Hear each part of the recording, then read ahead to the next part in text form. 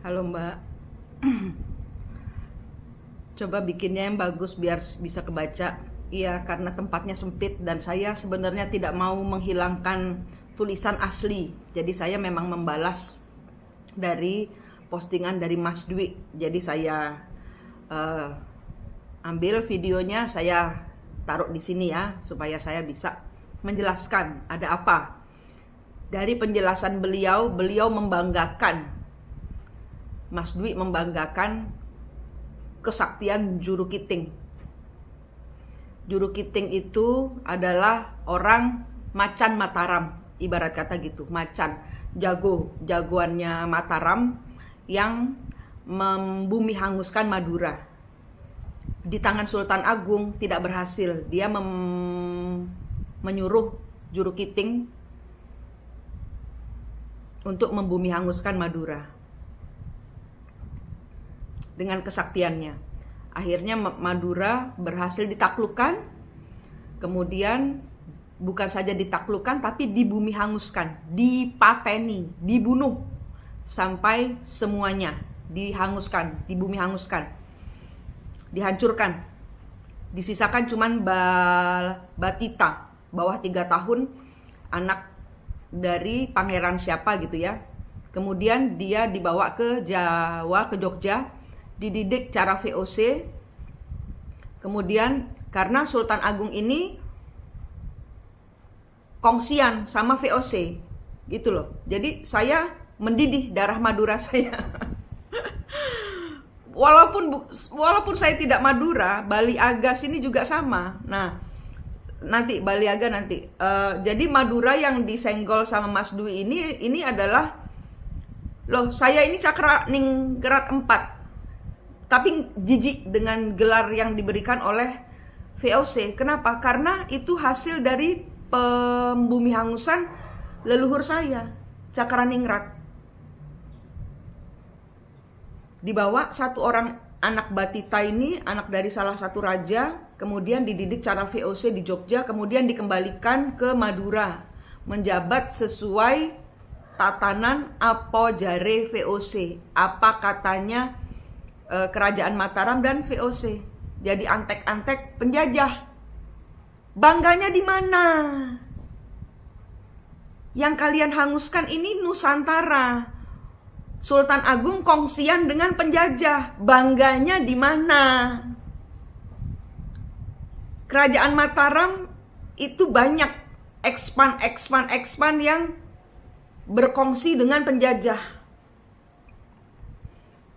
Saya nggak benci sultannya, saya benci kelakuannya.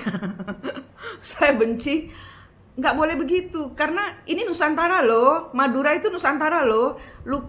Luka yang belum mengering dan tidak tahu bagaimana caranya sembuh ini loh. Jangan diungkit-ungkit lagi dengan menghadirkan si Juru Kiting yang memakai kekitingannya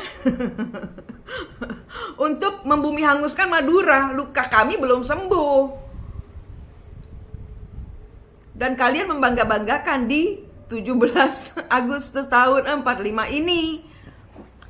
Di hari kemerdekaan ini luka yang masih basah oleh leluhur saya, yang saya merasa orang pantes itu orang-orang keraton ya, yang didikan yang pakai titel-titel dari VOC itu hidupnya susah, walaupun di keraton, tapi kehidupan mereka jauh dari senang. Mending kayak saya, rumah gubuk, rumah gubuk, rumah sederhana saja, tapi tidak ada, karena leluhur saya dibayar, leluhur saya dibayar karma.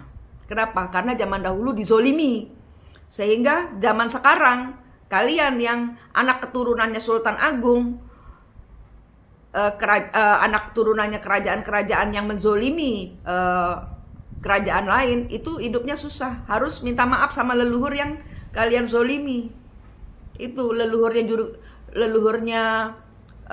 Juru Kiting, Ki Juru Kiting, pasti susah dapat karma dari si Juru Kiting gitu. Sama dengan Bali Aga. Bali Aga itu di zaman Bali Aga itu aslinya Bali.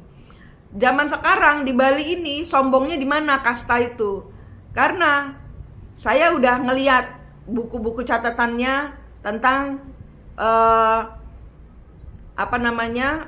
perputaran Majapahit, ya, artinya perputaran Majapahit, bagaimana Belanda ini memprovokasi kerajaan ini, kerajaan itu, kemudian diambil diambil ke arogansiannya gitu loh, dengan cara diberikan gelar inilah itulah Cakraningrat lah gitu loh.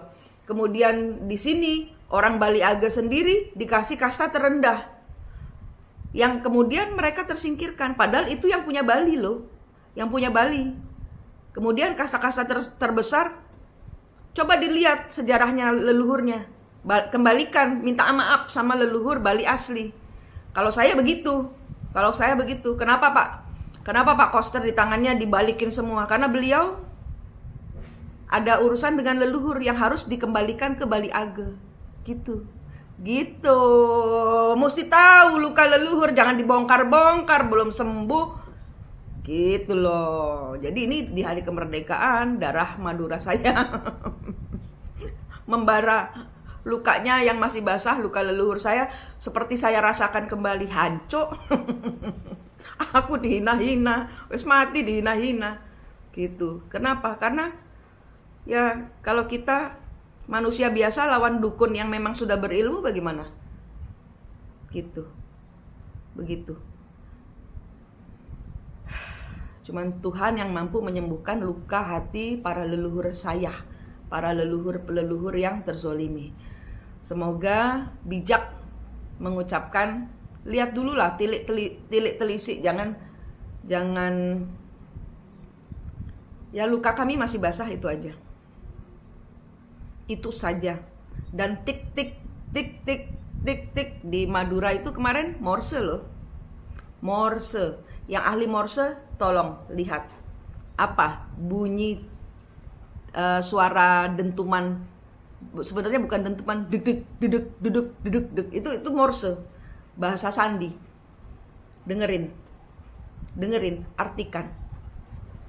Saya nggak mau kasih tahu, karena saya sudah live kan apa artinya di YouTube saya, di Mistik Mustika Official. Kalian perlu tahu, kalian yang punya leluhur, yang senang sejarah, mesti tahu. Ada hal-hal yang luka leluhur yang harus kita, anak cucunya, anak titisannya, harus bantu sembuhkan demi Nusantara satu. Ya, jangan banggakan kesaktian untuk menzolimi orang lain. Itu ya, Mbak Ni Resini, leluhur-leluhur didamaikan. Luka leluhur itu nyata, sakitnya kalau kalian empat pasti terasa. Ya, itu maksud postingan saya yang tumpang tindih tulisannya. Rahayu.